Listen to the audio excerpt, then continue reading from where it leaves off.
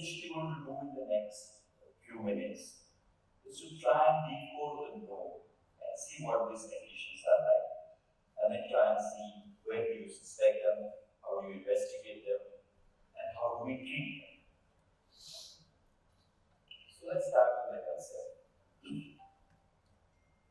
Now, traditionally, we sort of categorize neuropathy broadly into debilitating axons. And we thought that these two are very separate conditions.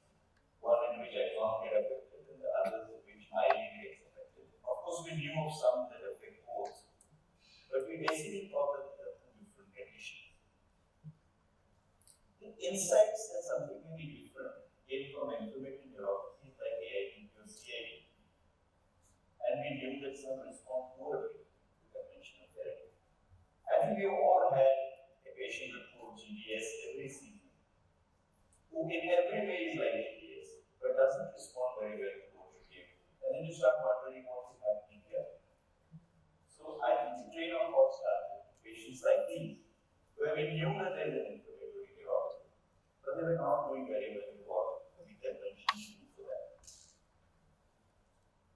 And initially, the axonal variant of GDS with anti-ganglioside antibodies, this concept started taking root.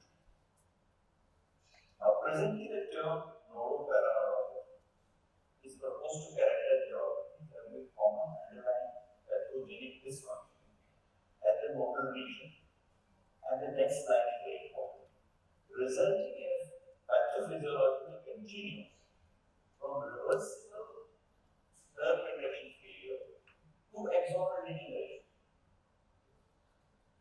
So we are now talking about node as a seat of the problem, and the spectrum ranging from the mildest, which is a reversible nerve conduction failure, to a complete axonal degeneration.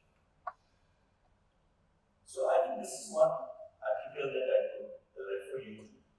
Nodopathies are the peripheral nerve, the emerging concept when the concept came from Antonio Ansi and Satish. You will read these names again and again in this topic because they proposed this category of neuropathy and they stressed that below the pathophysiological continuum. And another interesting concept they gave that the conduction block, and you will see in the future later on, may be due to paranodal myelin detachment.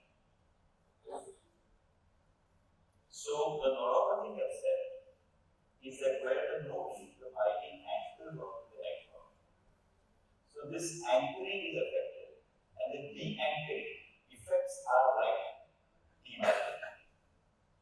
It's not in the internodal space, it's at the node. So the conduction block may be due to paranodal myelin detachment.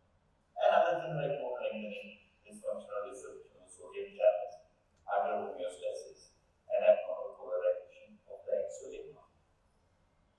And that the conduction block will be promptly reversible without development of excessive temporal dispersion.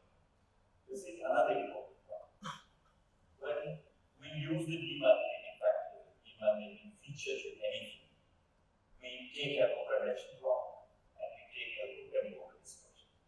But neuropathy is one group where you will see conduction block without much temporal dispersion because the internodal myelin is not that much affected.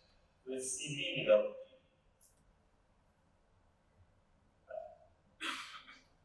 And again, you see the name of new classification of human neuropathy based on target. And the other person who was involved in this field is Fleming, Janet Fleming.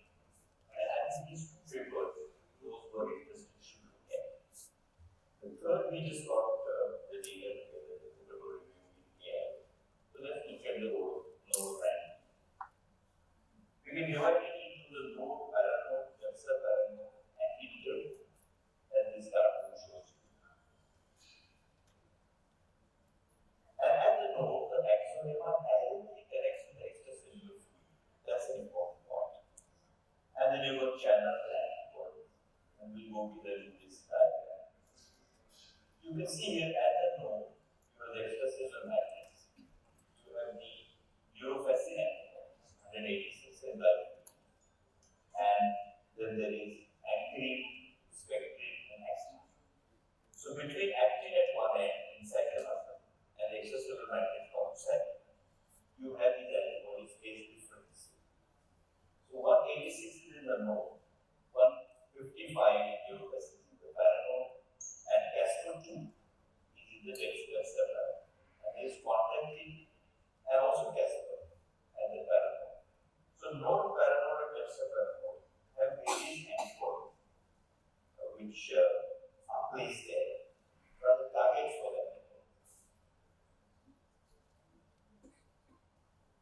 So this I taken from unseen data. And here the left side shows you a normal neurobrain, and the right side of the diagram shows you an unhealthy neurobrain in CA. So as you will see, the axon is in type 3. The myelin is anchored with the help of microglia on the axon directly, axonema. And where the anchoring is, you got these antibodies that contact the Casper, GM1, NF155, NF186. And when you look at the right side, you will see that the myelin is getting de-anchored because the anti-NF155, anti-contactin, anti-Casper antibodies which bind the myelin to the axon are disrupted. So this is the primary pathophysiology in neuropathies. And this is again from Arsenin's paper in 2022, which gives you pathology to prove that this is what happened in life. And you can see through these 6 diagrams. For one more time, we won't go into details of this particular diagram. So the concept is that there are antibodies targeted to some structures at the node, paranodopathies, and they are being characterized. So at node, you got the ganglioside, and we knew this for a long time, like AMAR, with GM1A, GD1A, we do all of them. Then AMSA, again GM1, GM1B, GD1A, and multifocal neuron. In fact, ganglioside related antibodies are the ones that have been known for a long time. But this concept of neuropathy brings them within the fold of the neuropathy. So at node, we were all ganglioside and diabetes and NF186. At paranode, you got these others, and at Casper paranode, you got Casper full concept. This is where the neuropathies blend with acquired neuromyogenic HP. What are the electrophysiological aspects of this concept of the axonal connection block? In connection, we believe that connection block is an iron block. So traditionally, when we diagnose a demyelinating pathophysiology, we talk of connection block, temporal dispersion, and slowing of the density, to say that is demyelination. And reduced Cmax, to say axon. Now, you must have come across some patients with GBS in practice who have a connection drop without a temporal dispersion and a severe low amplitude Cmax. That is the axonal connection drop. CB without 3D and those Cmax.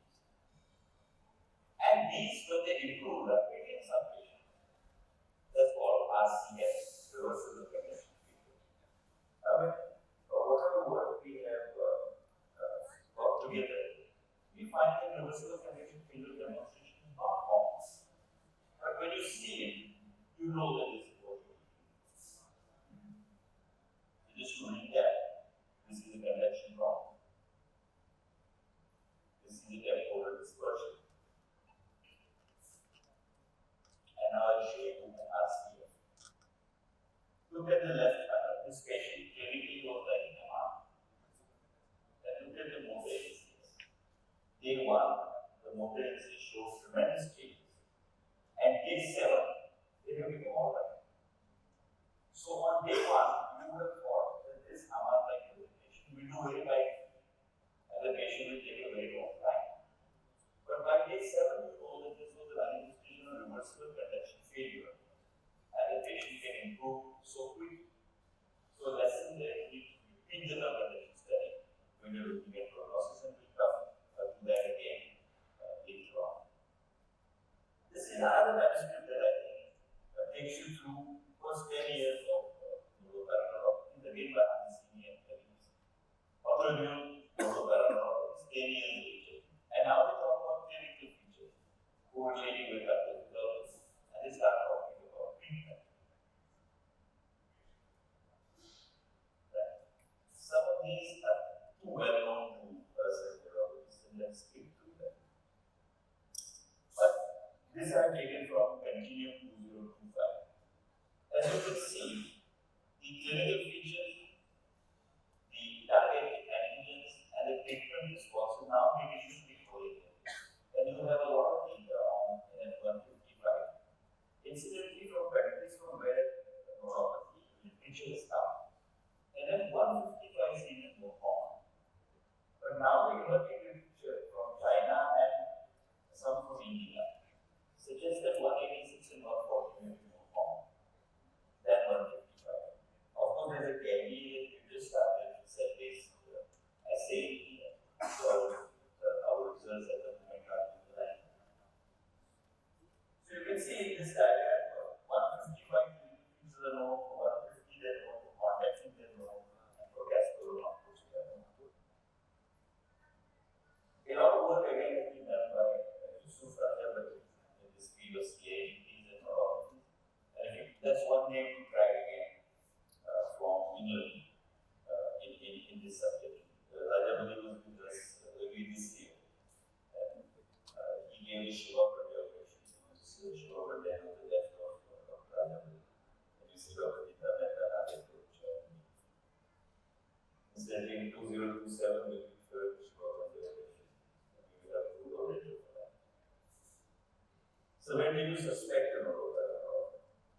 Clinically, rapid onset, predominantly distal neuropathy, sometimes permanent neuropathy, severe macular disease, like a patient who looks like ABS in one day has gone.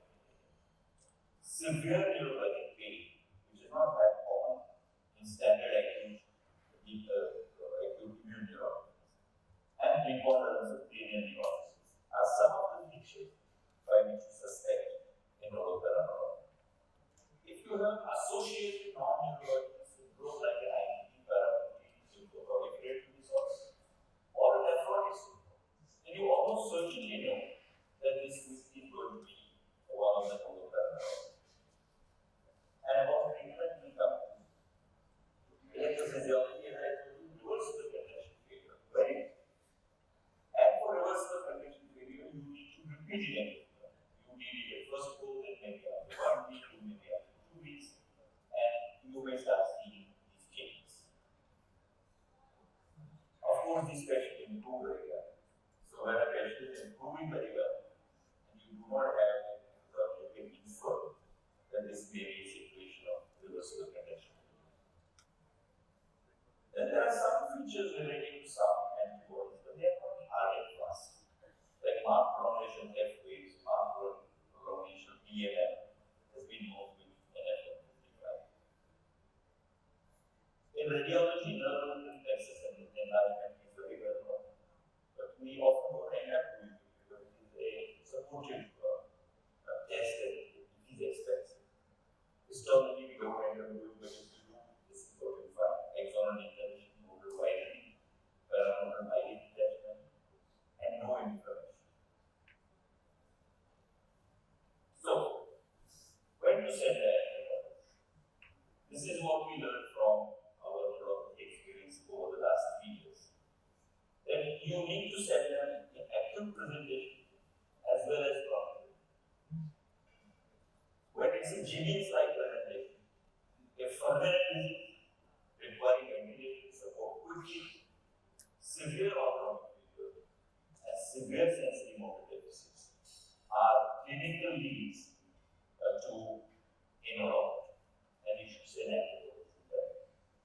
And when your presentation is chronic, like a CA, patients who have a lot of tremors, patients who have an overwhelming sensory ataxia, and patients who are not doing well on intervention therapy are 3 clinical leads that we learn to use for suspecting of paranodopathies.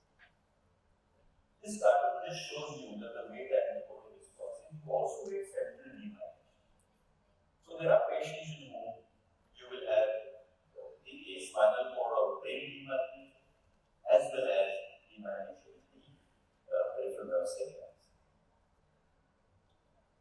There is also a crossover between MOG and neuropathy. So more than one antibodies are present in some patients. So how do you investigate? Serial electrophysiology. If you want a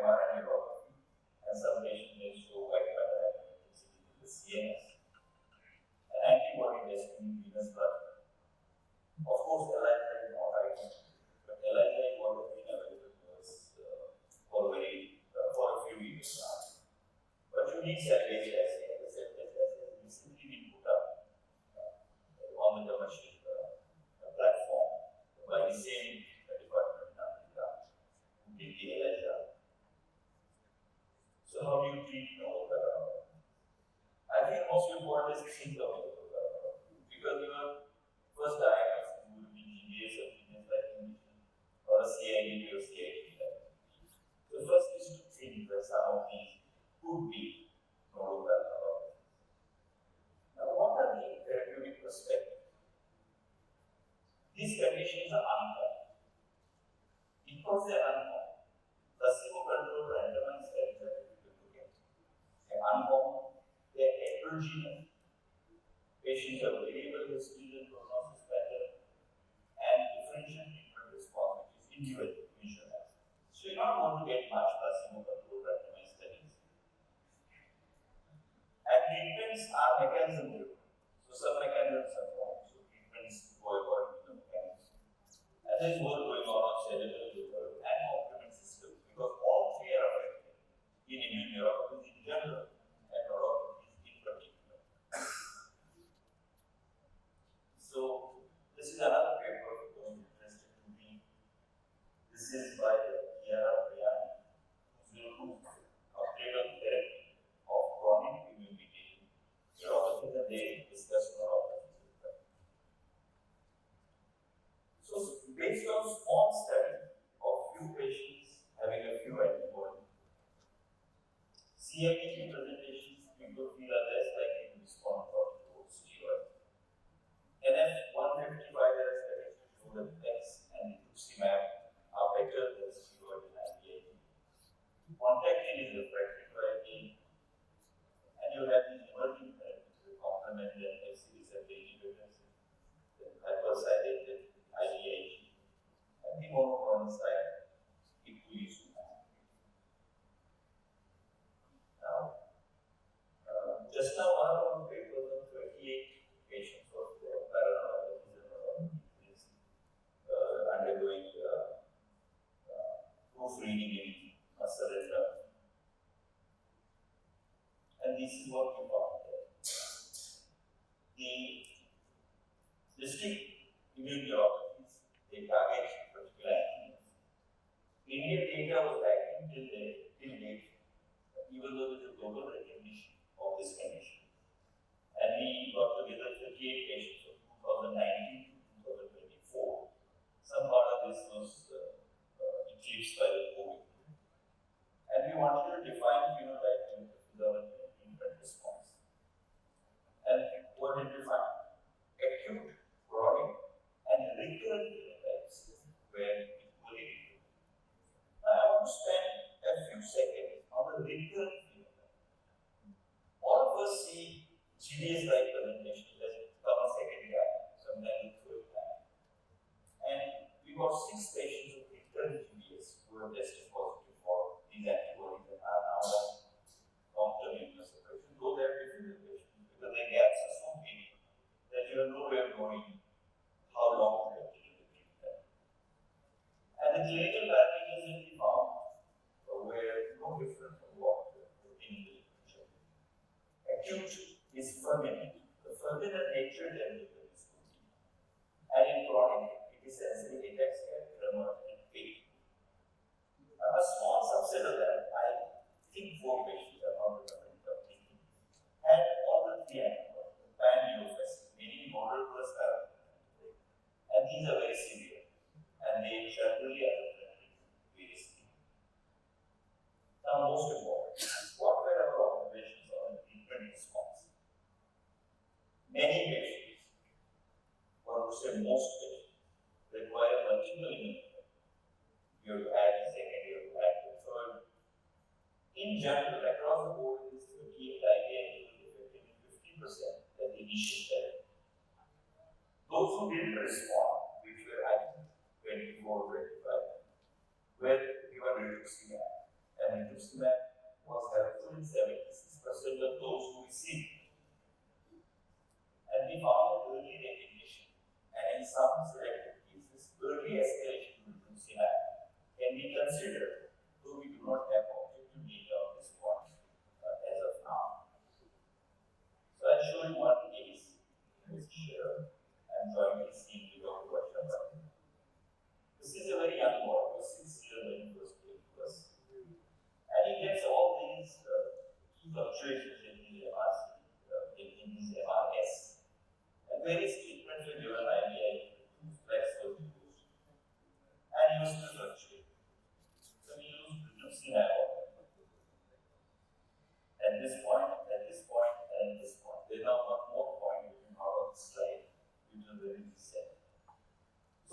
the attacks of this patient with acute onset pulmonary improving with either IVIG or IVIGs. The fourth attack, you will become this severe.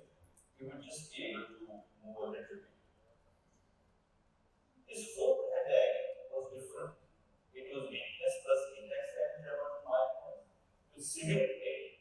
And after we tested him, he didn't get better, so he decided to semaglutide in the first place. This is how he was on the right side, with severe ataxia and myocarditis. And you will see that in 2020, the plexus was thickened, brachial plexus. 2022, it was thickened further. After rituximab, the MRS is actually zero. I think that is the end of 2021. And till now, the boy has remained like this. So I think this was an example for us as to how Nodopathies can behave, and you need to persist with therapies. So let's go over the key points. The final common pathway is the dysfunction disruption of the excitable it's a better physiological continuum. Reduction block is at the door, and we learned about it from conduction block. Conduction block can be rapidly reversible without the development of temporal dispersion. CV without G. The severe physiological study should be done to document RCF and CV without G. Patients with atypical presentation of changes in state should undergo testing for oral antibody. They are less responsive to first-line therapy that we use, but they show good response to cure. And this is one area where we need further work because some of us, rather most of us, have this feeling that in a GBA like presentation, some people do well with steroid. So there may be those, there may be these patients.